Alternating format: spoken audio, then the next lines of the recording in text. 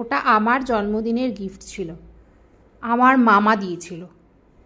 তুই ওটাকে কেন নিয়ে বসেছিস? আবার একটা না, দুটোকে নিয়ে বসেছিস। আমি এসে ভাবলাম যে ব্যাগগুলো এখানে থাক, আমার শরীরটা ভালো নেই, একটু পরে আমি গোছাবো। দুটো পেন নিয়ে বসেছিস, এত লেখাপড়া করবি? ঘরে ফ্যান চালিয়ে দিলাম, টোগো চল, টোগো শুবি চল। দুখানা বক্স নিয়ে কে বসে?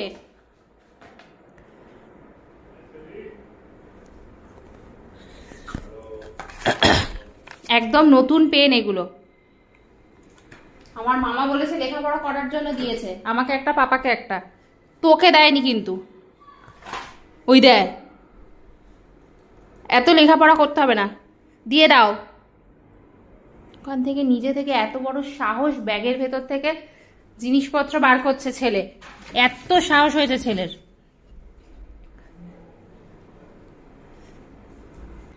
আমি ভাবলাম যে এখানে একটু রাখাও যাবে না, ওর জন্য সব আমাকে আগে ভাগে গুছিয়ে ছড়িয়ে রাখতে হবে। টপ করে এসে ওখান থেকে একটা নিয়ে নিল। টগোস,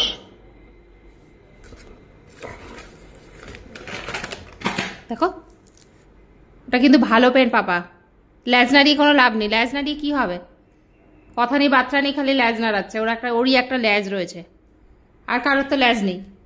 দে, দেখো টগলুস, ভালো পেন কিন্তু ওগুলো, যদি নষ্ট হয়েছে পিঠের ছাল ছাড়াবো আমি কিন্তু, বলে দিলাম।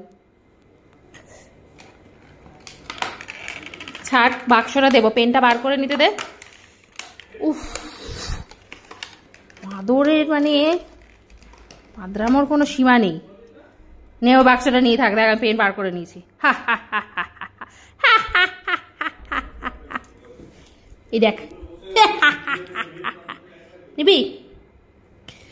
আর ব্যাগ থেকে কিছু বার করে, ব্যাগটাকে আমি আটকে দিয়ে যাচ্ছি, নচ করছে। বাবা, নিচেরটা আমি নিয়ে নেবো? ও জীবন ধ্বংস করতে বসেছিস টোগো?